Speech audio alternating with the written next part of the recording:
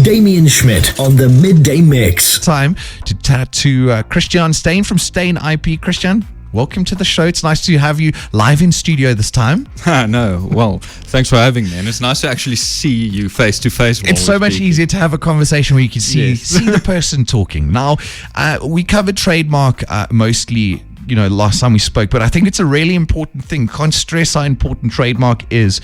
So let's start off with what exactly a trademark is, what it applies to, why would you need one?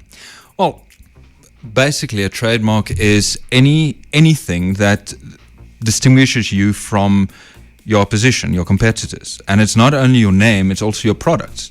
If you walk into Spa...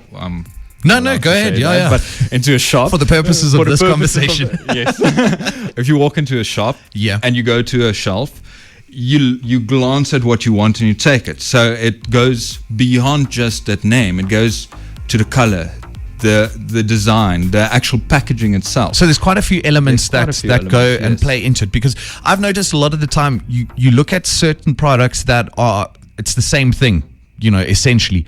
And even with that, sometimes they can get confusing. Like, you can pick the wrong thing if you're not paying attention and looking carefully at what you're buying. You could pick up something that you didn't intend on purchasing. Yes. No. Well, that's one of the things you use when you have a trademark, is you can actually protect those unique design elements, like a bottle, the shape of a bottle, and a color, like a blob, applied to it, so it can be the smallest element. It doesn't have to be it can be the smallest element, like a color attached to a product, to make sure that nobody can use those elements in that combination on their products. So when you walked into a shop, you don't get confused between two things when you pick it up, because the one that has a trademark prevents others from actually having something similar. Oh, fantastic. Now, in terms of trademark and the law, in South African law, what kind of protection do I have against someone using my trademark or, something similar to my trademark? So it looks very, very, very, very similar. It's like almost like they got the same designer. Yeah, well, in South African law, like in most other countries, trademark law is it quite uniform? I wouldn't say uniform, but it echoes. Okay. Except for America, they do their own thing. But keep yourselves America. But it echoes the same trends and the same rules. And if you have a trademark, you need to unfortunately register that trademark to obtain the monopoly.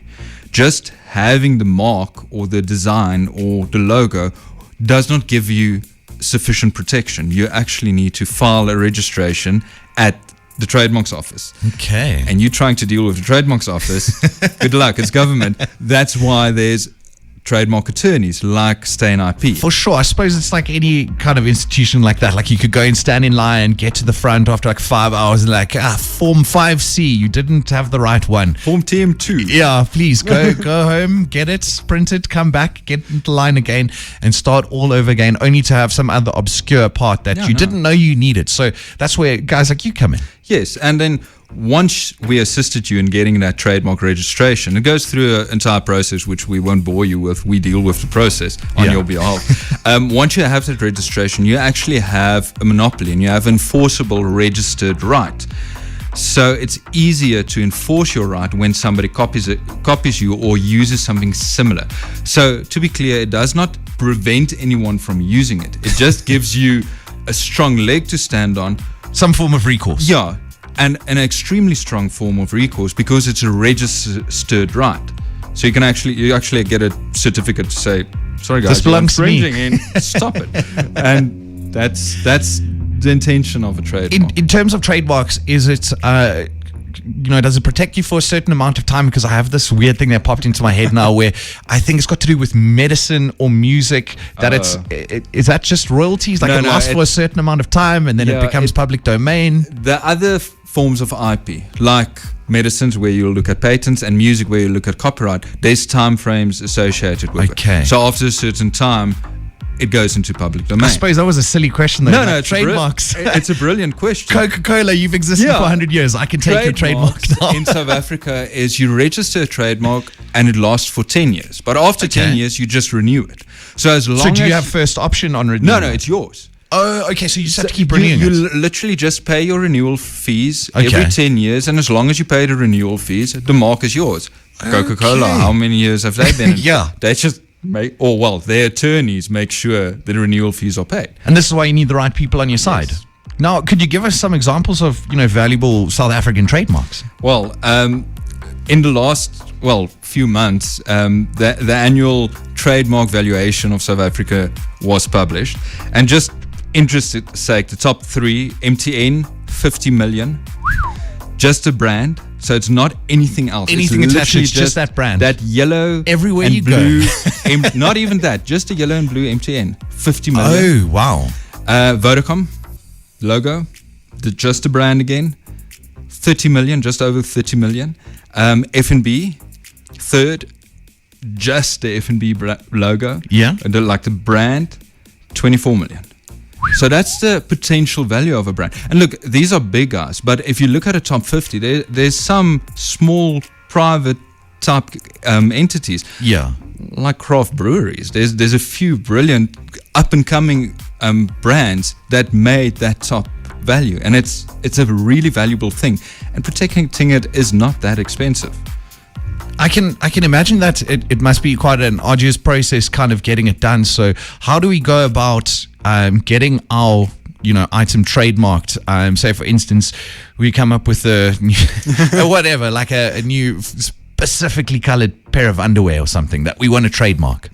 Well, how do we go about contacting you, and what is the process that we would follow? Well, you go onto our website, STEYNIP.com. All our contact details are there. You can send us WhatsApp through Facebook even, or through our website. Facebook, it's STEYN IP. Instagram, @STEYN IP. Just get in touch with us on social media. Yeah, you guys are very phone, visible. I mean, you're very accessible. Use what you have. So, just get in touch with us. But it's easy to remember, STEYNIP.com. And STEYNIP.com. all the contact details are there. And then just out of interest, the kind of costs involved in this, is it quite a manageable cost? Because I suppose people think, you're going to be talking to, IP lawyers, you're going to be dealing with trademarks, like the mind boggles. No, it's thinking of like a Bruce Wayne kind of situation, yeah.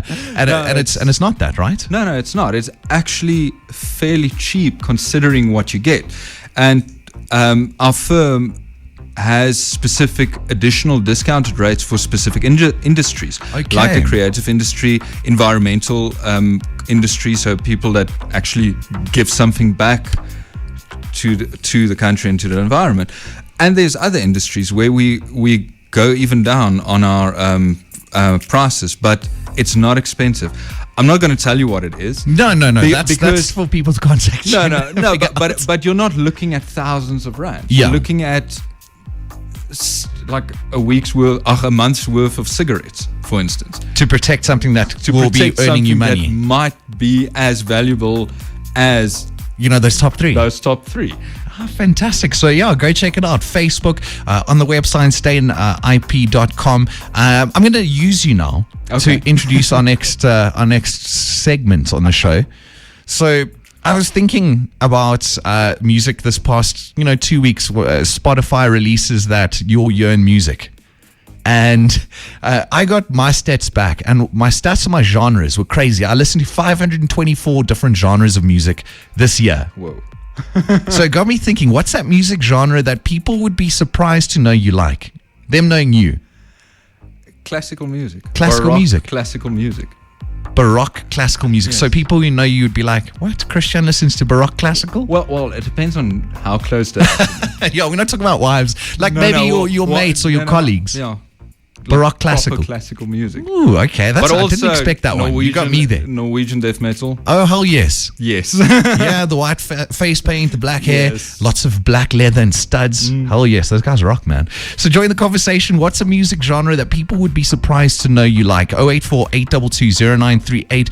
Christian, thank you so much for coming through and explaining trademarks and taking us through it. Really interesting stuff, knowing that, there are kind of recourses and all of that to protecting our brand, to protecting our trademarks. So you the guys are to speak to.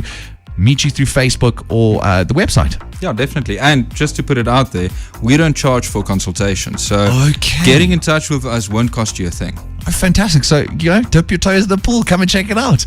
A big thank you to Christian for coming on the show today. You can still join our conversation. What's that music genre that people would be surprised to know you like? 084 822 0938. Damian Schmidt on the Midday Mix.